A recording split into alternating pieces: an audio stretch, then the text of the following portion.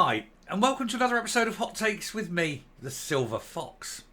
Now, there were two fires at the Glasgow School of Arts. One came after the other, and there seems to be a bit of shadiness about why the second fire even happened, given what happened after the first fire. It's one of these deep mysteries, and it seems tragic as it is, and the damage was done, but there does seem to be a political element to it, certainly a funding element.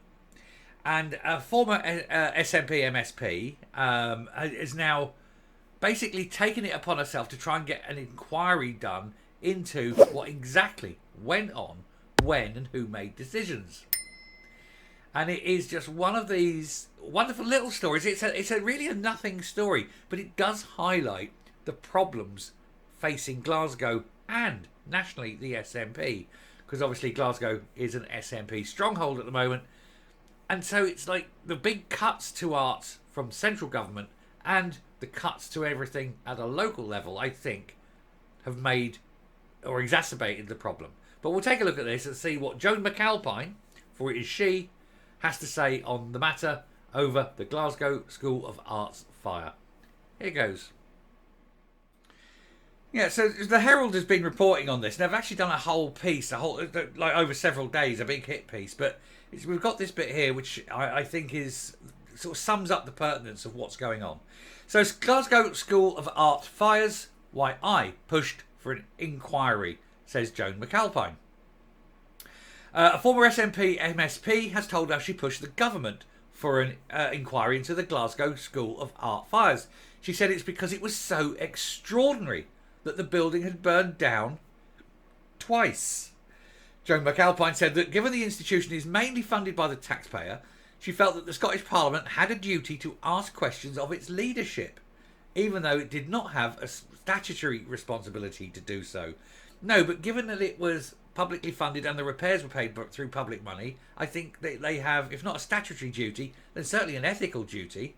Although we are talking about the SNP here, ethics is not the sort of word that you bandy around when you said the word SNP. They feel odd in the mouth when you put them together, don't they? She said it was only supposed to be one evidence session, but after the initial hearing, she said it became apparent that the GSA management decisions over many years merited further scrutiny. And the final report by Hollywood's Culture, Tourism, Europe and External Affairs Committee concluded that the school did not give sufficient priority to safeguarding the building. And of course, with that, it means also safeguarding the people in the building. So it is a Health and Safety at Work Act. It's a public safety issue. There's all sorts of problems going on here.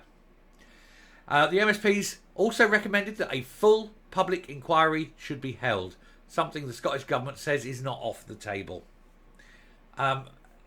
When you see what happened after the first fire, though, then they were dicking around and moaning, and they should have put in a full fire prevention or fire safety system.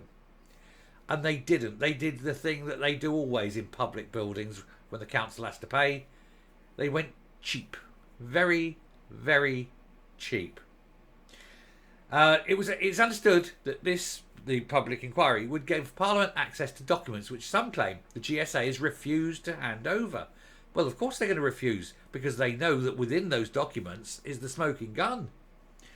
The Macintosh building is arguably the most important piece of art ever produced in Scotland, said Miss McAlpine, who represented the South Scotland region from 2011 to 2021.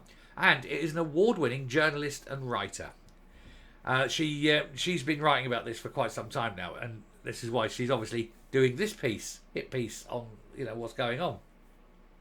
She said it was destroyed in our watch, and I felt our Parliament should be asking how on earth that happened. No one was held responsible. Once we had an evidence session, we realised that there were some important issues to explore in terms of GSA management decisions over many years, and so it expanded and developed into an inquiry. And she singles out as compelling the written evidence of Stuart Kidd, a world-renowned fire and security consultant with more than 40 years' experience in the protection of heritage buildings. He had visited the art school sometime between 96 and 97 and commented on the potential for serious fire to spread throughout the ventilation voids. Now here's an expert, and 25 years ago, He told them the building was dangerous. It needed upgrading. It needed fire safety checks throughout the building. He told them. And they did precisely nothing. The square root of nothing. They did bugger all. He said that the building, the way the design, it was very effective chimney. He said, and of course that's what happened. She said, not once, but twice. For when it fired up, boom, it went. And it pulled in air at the bottom. It fired it out the top. And it absolutely fried it. He also underlined the value of sprinkler systems for extinguishing and suppressing fires. But they didn't have any. And not only did they not have any at the time of the first fire, they didn't have any at the time of the second fire. You'd think they'd learn. But of course, sprinkler systems are expensive. But that's the point.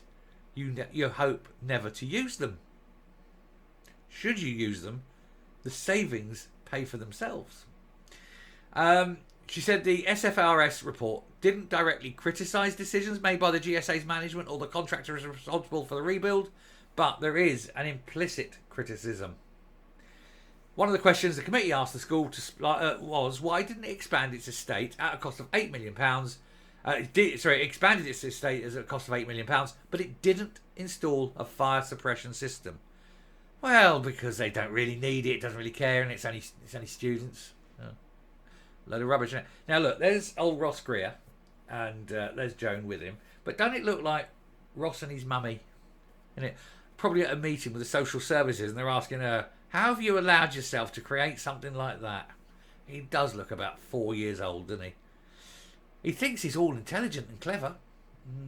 Not though, is he? Anyway, it said compartmentation and suitable fire safety measures should be introduced early. One assumes that means a fire suppression system or mist system. And neither, of course, were installed. And that's what happens. Money. This is it. Money every time. So yes, we do need the full inquiry. And all the decisions made that are written down need to be explored and need to be published. And heads must roll. And it said it also recommended there should be a review of Category A listed buildings with unique cultural or historical significance to discover if steps needed to be taken to mitigate the risks of fire. It'll cost millions, but, you know, if they can spend all that money on foreign embassies that don't really matter, surely they can spend a bit of money at home on buildings that do. And if they did care about them, they would. They don't care. Coming up.